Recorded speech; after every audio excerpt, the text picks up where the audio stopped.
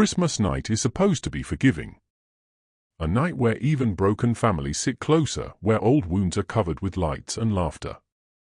A night where the world pretends, just for a few hours, that everything is fine. But some nights don't forgive. As snow falls softly outside and church bells echo through the streets, there are places where Christmas does not bring peace. It brings memory. And memory, when ignored for too long, learns how to knock back. At the end of a quiet street stands a house no one decorates anymore. No lights on the windows. No wreath on the door. Not because the people inside forgot Christmas, but because Christmas never forgot them. Every year, at exactly midnight, something inside that house wakes up. People say it starts with a bell. Not a joyful one. A slow, uneven ring, as if someone is calling from very far away, or from very deep inside the walls. They say the air grows colder, heavier, and the house begins to feel crowded, though no one new has entered. Tonight is Christmas. Inside the living room, a tree stands fully decorated, untouched for years, yet perfectly alive in the dark. Beneath it are gifts wrapped carefully, patiently, each one waiting. None of them have names. Because the house already knows who they are for. Some say the gifts are never meant to be opened. Others say they open themselves. A clock ticks toward midnight. Each second sounds louder than the last. The kind of sound you hear when something is counting down, not time, but permission. And when the clock finally strikes 12, the house does what it was built to do. It gives someone exactly what they deserve. Focuses on the exact moment an outsider enters the abandoned house on Christmas night, unaware that this single decision places them inside a cycle that has existed for decades. The individual does not arrive with fear or desperation but with curiosity, carrying the common belief that abandoned places are empty, silent, and harmless. Christmas gives a false sense of safety, a feeling that nothing truly bad can happen on a night associated with forgiveness and warmth. This belief is what makes the entry so dangerous. The house does not respond to force or bravery, it responds to intention. The moment the door is crossed, the house becomes aware of the visitor, not as a person, but as a presence that can be claimed. The interior of the house feels preserved rather than abandoned, as if time has slowed unevenly. Dust rests thick on surfaces, yet objects remain carefully arranged, especially those connected to Christmas. This contrast creates unease, because neglect and intention do not usually coexist. The visitor senses that the house has not been waiting randomly, but specifically. Each step inside feels slightly heavier, not physically, but emotionally, as if memories are pressing against the air. The silence is not empty, it feels occupied, alert, listening for confirmation that someone has arrived at the correct time. Christmas night is not symbolic here, it is functional. It is the only night the house opens itself fully. As midnight approaches, subtle changes begin. Sounds seem delayed, echoes feel misplaced, and familiar spaces feel unfamiliar despite being clearly visible. The visitor may notice that their reflection behaves strangely, appearing slower or distorted in glass surfaces, hinting that the house is already separating the person from their sense of reality. This separation is essential, because the house does not take people suddenly. It weakens them first, making them doubt their instincts and memories. The visitor might attempt to rationalize these sensations, blaming cold air, nerves, or imagination, not realizing that doubt itself is part of the process. The house follows rules that are never spoken aloud. One of these rules is that anyone who enters after a certain hour becomes subject to observation. The house studies the visitor's movements, pauses, and reactions, learning what they carry emotionally rather than physically. Regret, guilt, and unresolved promises become more noticeable than fear. Christmas intensifies these emotions because it is a time associated with family, loss, and expectations. The house feeds on this emotional weight, recognizing it as nourishment. The visitor may begin to recall memories they did not intend to revisit, moments tied to broken relationships or forgotten responsibilities, without understanding why these thoughts feel suddenly unavoidable. The entry also marks the loss of choice, though the visitor does not realize it immediately. Doors that once appeared open may later feel resistant, hallways subtly longer, and the idea of leaving becomes less urgent, as if the house gently discourages escape without using force. This psychological containment is more effective than physical barriers. The visitor believes they can leave whenever they choose, which prevents panic and keeps them inside longer.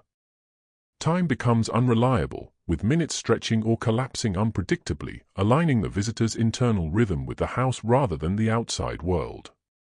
Christmas imagery inside the house plays a critical role at this stage. Decorations are not comforting, they are reminders. Each ornament, each wrapped gift, reflects a version of expectation that was never fulfilled. The visitor does not yet understand that these objects are connected to people who once entered the house under similar circumstances. Instead, they feel a growing sense of personal relevance, as if the house has tailored itself to their presence. This illusion of personalization deepens the bond, making the visitor feel chosen rather than trapped. By entering the house on Christmas night, the visitor unknowingly accepts participation in a ritual that cannot be interrupted once begun. The house does not act immediately because it relies on consent formed through confusion rather than force.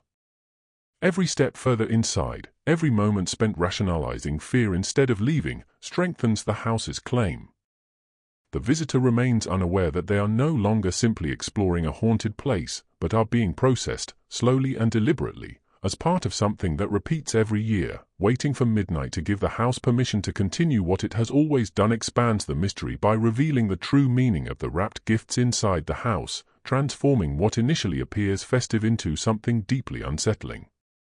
At first glance, the gifts beneath the Christmas tree seem like ordinary decorations left behind from a forgotten celebration. The paper is faded, the ribbons stiff with age, and the tags yellowed, suggesting neglect rather than intention. Yet their placement is precise, untouched by decay in a way that contradicts the rest of the house.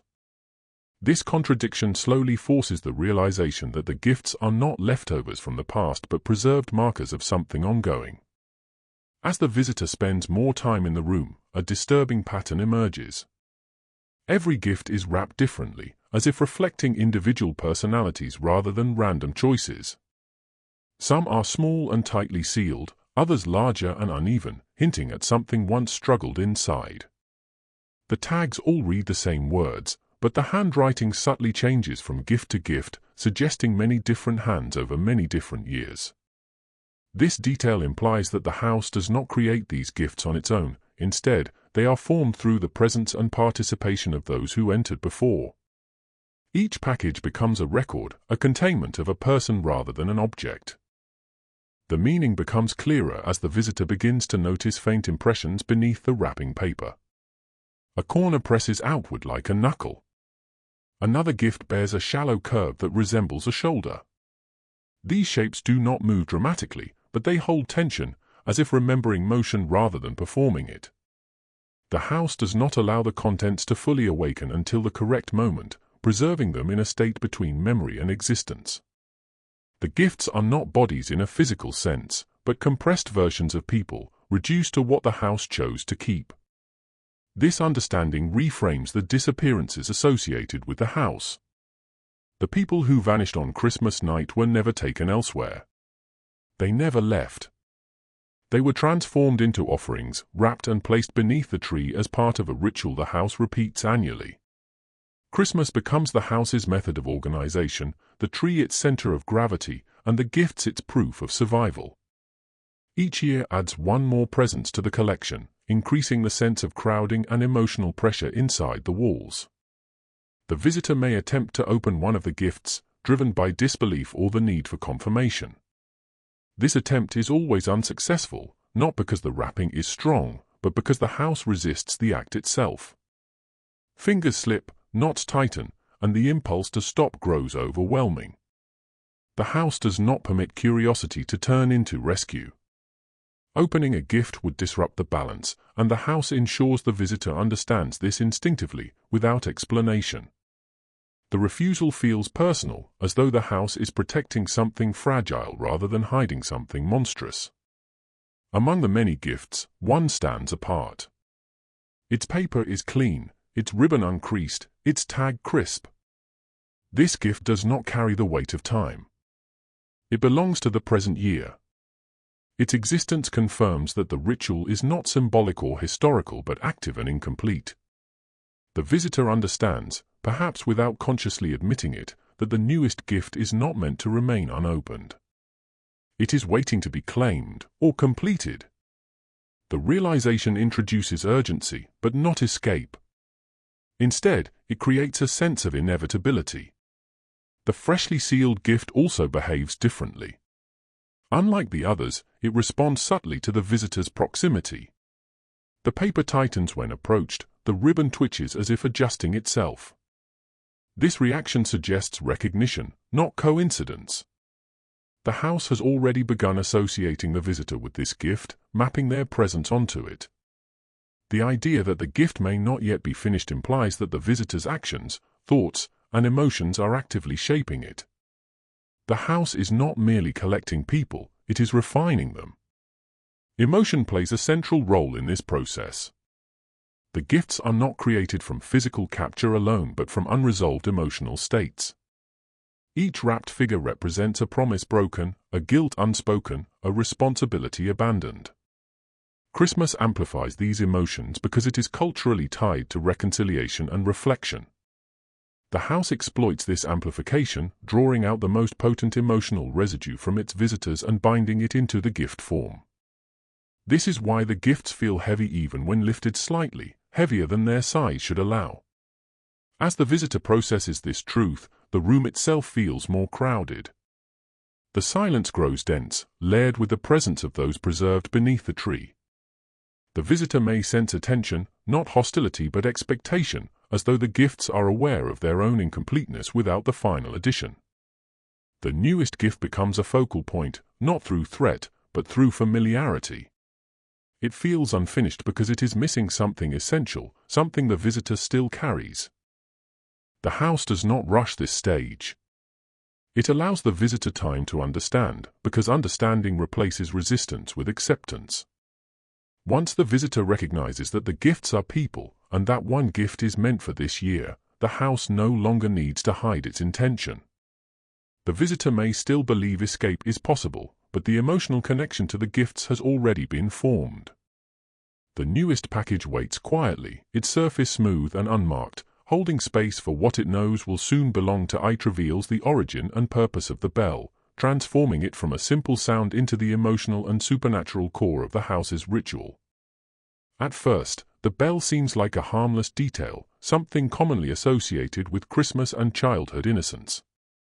Its soft, uneven ringing drifts through the house at irregular intervals, never loud enough to be alarming, yet impossible to ignore. This inconsistency creates unease because it suggests intention rather than randomness.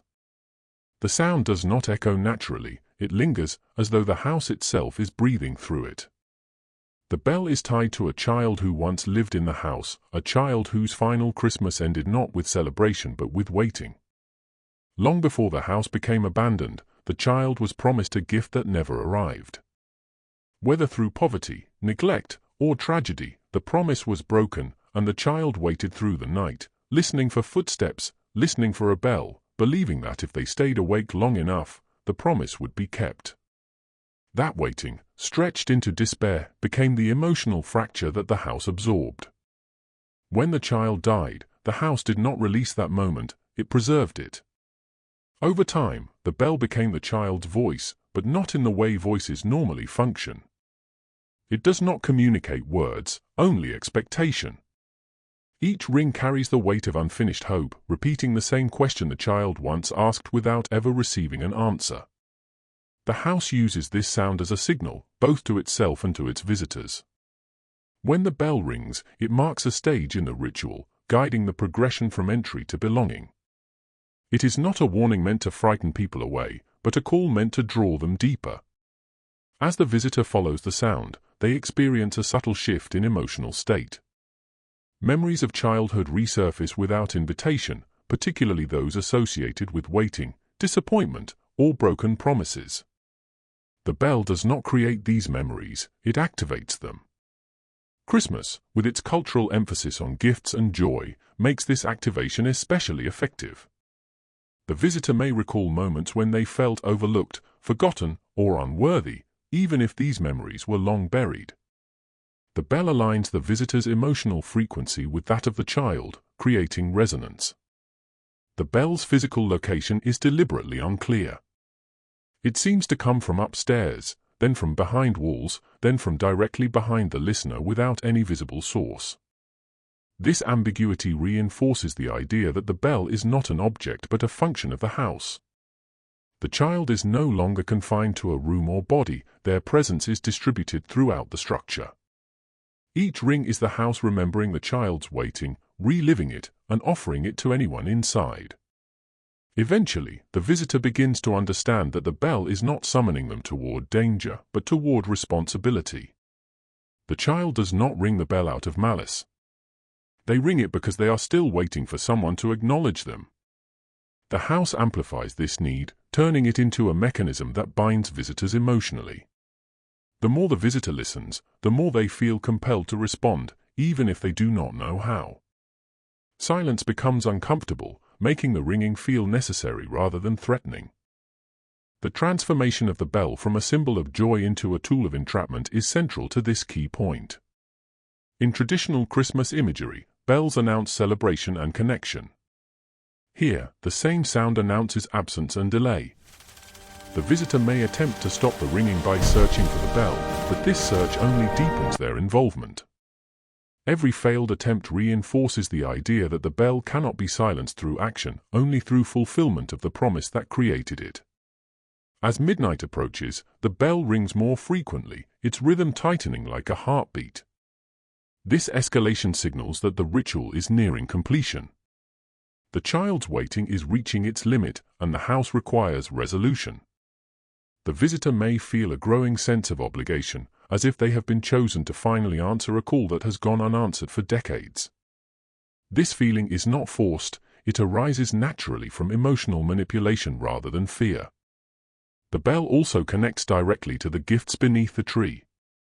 Each wrapped presence responds faintly when the bell rings, as if acknowledging a shared origin. They were all drawn in by variations of the same mechanism, broken expectations, unresolved guilt, and the desire to make things right. The child's bell was simply the first expression of this pattern, the original wound from which the house learned how to trap others. By the time the visitor fully grasps the meaning of the bell, it has already succeeded in its purpose. The sound no longer feels external but internal, echoing in the visitor's thoughts even when it stops ringing in the house. This internalization marks a critical shift. The visitor is no longer just hearing the ritual, they are participating in it, carrying the child's waiting inside themselves. The bell does not need to ring anymore once this transfer is complete, because the visitor has become the next voice in the cycle, capable of calling someone else in future Christmases if the ritual demands continuation. Uncovers the true nature of the house itself, shifting the understanding from a haunted location to a living system that feeds on human emotion rather than human presence. The house is not inhabited by spirits trapped against their will, nor is it controlled by a single supernatural entity. Instead, it functions as a vessel shaped by accumulated guilt, regret, and unfulfilled promises, especially those connected to Christmas. Over time, these emotions have soaked into the walls, floors, and rooms, turning the structure into something aware, responsive, and hungry in a way that mirrors human need rather than predatory instinct. The house learned how to feed through repetition. Each Christmas brought visitors carrying emotional weight, often unspoken and unresolved. The season itself encourages reflection, apology, and remembrance, which makes these emotions surface naturally. The house does not create guilt or regret, it recognizes it and draws closer to it. People who enter already carry something unfinished within them, and the house simply provides an environment where that unfinished feeling can no longer be ignored. This is why not everyone who passes the house is affected. Only those with emotional fractures strong enough to sustain the house's awareness are noticed. Unlike traditional haunted places that rely on fear, the house relies on familiarity. It recreates the emotional atmosphere of Christmas not to comfort, but to soften resistance. Decorations, music, and symbols are carefully preserved not as nostalgia, but as tools. They remind visitors of promises they failed to keep, people they disappointed, or moments when they chose absence over responsibility. These reminders weaken the visitor's sense of separation between past and present, making it easier for the house to access what it needs. The house does not punish, it collects what was already abandoned.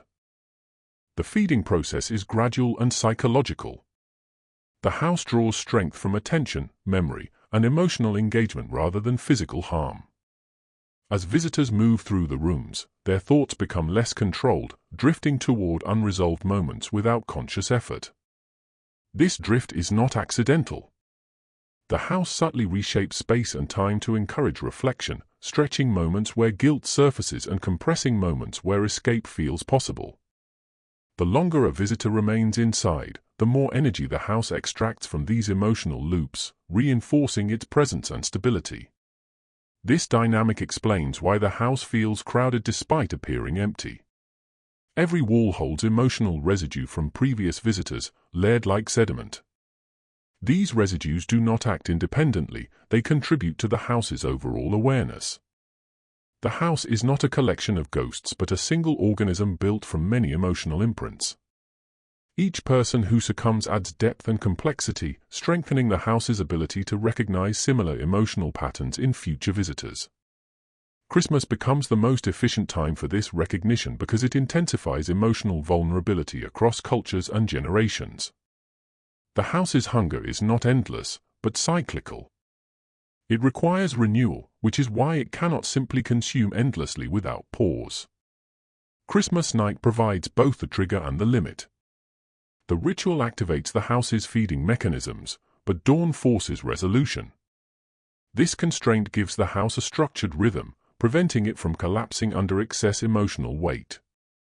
One person per year is not a limitation, it is a balance. Too much emotion at once would destabilize the system. The house has learned restraint through survival. Importantly, the house does not view itself as malicious. Its actions mirror human coping mechanisms taken to an extreme. Just as people cling to unresolved emotions to give meaning to loss, the house clings to emotional energy to sustain existence. The gifts beneath the tree are not trophies but storage, a way of preserving what cannot be resolved. The bell is not a lure but a signal, announcing readiness rather than danger. Every element of the house functions toward maintenance, not cruelty. Visitors often misinterpret the house's behavior as intentional manipulation, but the truth is more complex. The house responds automatically to emotional input, like a muscle reacting to stimulus. When guilt intensifies, the house grows stronger. When resistance weakens, space becomes more malleable. There is no central mind planning outcomes, only an accumulated instinct shaped by decades of repetition. This makes the house unpredictable in detail but consistent in outcome. Those who enter with unresolved emotional burdens are drawn deeper, while those without such burdens feel uncomfortable and leave quickly, unable to connect. The realization that the house feeds on emotion rather than fear changes the stakes of the story. Escape is not achieved through bravery or logic but through emotional closure, something far more difficult to achieve under pressure. The house thrives on avoidance, not confrontation. Visitors who attempt to suppress or deny their guilt only strengthen the house's hold, while those who acknowledge and accept responsibility weaken its influence. This creates a cruel paradox, because Christmas is a time when people are least prepared to confront painful truths honestly. As the visitor begins to understand this, the house subtly shifts its approach. Rooms feel more personal, memories surface more vividly, and the sense of being observed gives way to the sense of being understood. This understanding is seductive, offering the illusion that staying might provide relief or resolution. The house presents itself not as a threat but as a listener, absorbing pain without judgment. This is its most dangerous quality, because it replaces fear with relief, encouraging surrender rather than resistance. By feeding on guilt, regret, and broken promises, the house ensures that its victims participate willingly in their own containment. The structure does not need to trap bodies when emotions are enough to anchor someone in place. Over time, the visitor realizes that the house is not asking for life, but for acceptance of failure, and once that acceptance is given, the house has everything it needs. Reveals the final rule of the house, the one that transforms the ritual from a passive cycle into an active choice. As dawn approaches, the house reaches a state of completion, its hunger temporarily satisfied and its structure stabilized by the emotional energy it has absorbed throughout the night. This is the moment when the house offers release, but release is never free. The house can only loosen its hold if balance is maintained, and balance requires replacement. One presence must remain so that another may leave. This rule is not spoken aloud, it is understood intuitively, felt as a quiet certainty rather than delivered as a threat.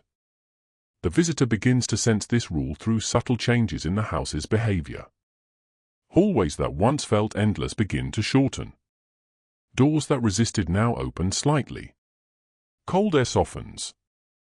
These shifts suggest permission rather than escape. The house is not pushing the visitor out, it is allowing the possibility. This distinction matters because it reinforces the idea that the house does not expel people against its will. It waits for alignment. The visitor realizes that leaving is now possible, but only under conditions that feel morally and emotionally heavy.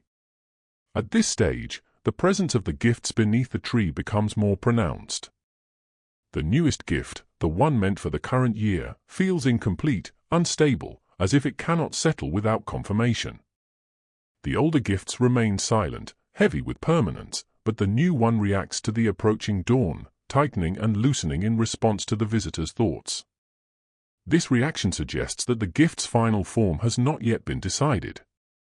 It can still change, depending on the choice that is about to be made.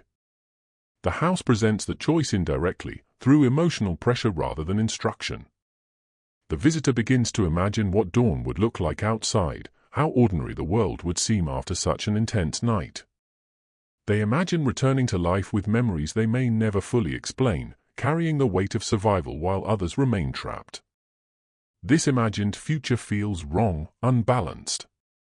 The house amplifies this discomfort, not by threatening harm, but by emphasizing responsibility. The visitor understands that leaving without replacement would unravel the structure, releasing accumulated emotional residue in a way that could destroy the house itself. The house does not want destruction. It wants continuity. This is where the moral complexity of the ritual becomes clear. The house does not choose who stays and who leaves, it creates conditions where the visitor must choose. The offer of release is genuine, but it requires sacrifice. Someone else must take the visitor's place, or the visitor must accept becoming the replacement themselves. The house does not demand innocence or guilt as criteria. It demands equivalence. The emotional weight must remain constant, transferred rather than erased. In some cases, the visitor becomes aware of another presence nearby, someone else who entered later or someone drawn in indirectly by the ritual. This presence may be subtle, sensed rather than seen, but it represents an alternative. The visitor understands that survival could come at the cost of another person's containment. This realization forces confrontation with values the visitor may have avoided throughout life. Christmas, a season associated with generosity and sacrifice, sharpens this confrontation. The house exploits this cultural expectation, turning it inward. If the visitor considers sacrificing another, the house responds neutrally. It does not judge or intervene. This neutrality is unsettling because it removes the illusion of moral guidance. The house simply maintains balance. The visitor must live with the implications of their choice, knowing that survival achieved through replacement carries its own form of permanence. The memory of the house, the bell, and the gifts will never fully fade, ensuring that the emotional exchange continues long after physical escape. Alternatively, the visitor may begin to understand that staying behind offers a different kind of resolution. By becoming the replacement, the visitor accepts responsibility not only for their own unresolved emotions but for the continuation of the house itself. This acceptance feels strangely calming. The pressure to escape fades, replaced by a sense of purpose. The house responds to this acceptance immediately, stabilizing around the visitor, reshaping itself to accommodate the new presence. The visitor does not disappear in a dramatic way. They are integrated, slowly and quietly, becoming part of the emotional architecture. This integration does not mean losing awareness entirely. The replacement remains conscious in a fragmented way, aware of time passing and rituals repeating.